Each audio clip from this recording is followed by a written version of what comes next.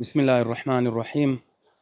الحمد لله رب العالمين، وصلى الله على سيدنا محمد وعلى آله وصحبه أجمعين. بداخەوە مسلمانانی کورد ئەتوانین بڵین لە زۆربەی وڵاتان زۆربەی گەلەکانی تر پابەندبوونێکی تایبەتیان بە دینی ئیسلامەوە هەیە.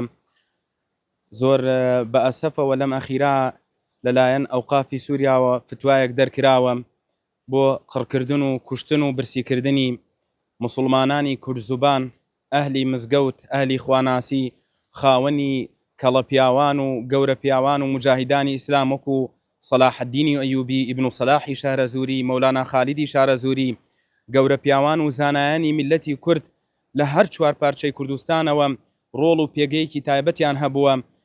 دوور لە هەموو پەرەنسیبێک و دوور لە هەموو بەهایەکی ئەخلاقی و دینی و ئیمانی هەڵساون بە فتوای حەڵالکردنی ڕژاندنی خوێنی برا کورد و برا مسلمانەکانمان لە کوردستانی سووریا کە بەڕاستی ئەمە جێگەی نیگەرانیە.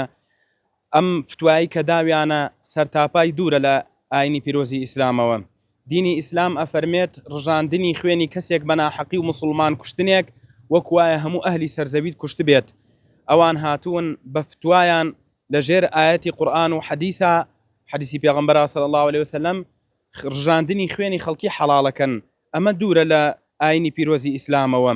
کەسێک کە وتی لا إله إلا الله محمد رسول الله صلی الله عليه وسلم خوێنی حرام ئەبێت لەسەر هەموو خەڵکی، بەڵام ئەوان هاتوون زۆر بێبەزەیانە دوور لە هەموو مەسئولیاتێک و بەرپرسیارەتێک لەو قورئان و حەدیس و شریعەتەی پێغەمبەر صلی الله عليه وسلم کە هەیە لە بەردەسمانە هاتوون بۆ مەرامی شەخسی و پێگەی حیزبی و مەکانەتی خۆیان، بۆ نزیکبوونەوەیان لە دەسەڵاتێکی دنیایی زۆر بێڕەحمانە بێترس لە خەوفی قیامەت و حزوری خوا هەڵساون هەر بەناو دینەوە فتوایان داوە کە بەڕاستی ئەم فتوادانیان زۆر خەتەرە.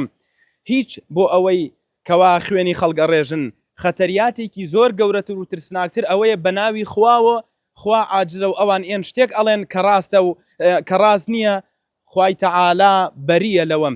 پەروەردگار هەڕەشەیەکە لەو کەسانە کە ئیفتیرا ئەکەن بەدەمیەوە. ئەوان بە چ پێوەرێک ئێن خوێنی مناڵ، خوێنی ژنان، خوێنی خەڵکی سڤیل و بێتاوان حەڵاڵ ئەکەن؟ بە چ پێوەرێک حەڵاڵی ئەکەن داگیرکردنی خاکی میلەتێک کەوا لەو ئەرزا لەدایک بوون و لەوێژا زۆر باو باپیرانیان و بە سەدان ساڵ لەو خاکەدا بوون. بۆیە فتواکەیان زۆر هەڵەیە دوورە لە دینی ئیسلامەوە.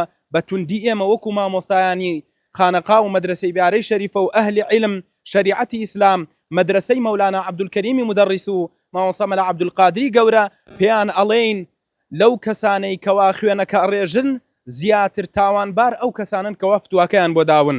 پێویستە بە خۆیانە بشنەوە وئیلا من دل على شر فله كأجر فاعله. والله هیچیان تاوان کەمتر نییە لە تاوانی ئەو چەتانەی داعش و ئەو خوێن ڕێژ و پیاو کوژانە.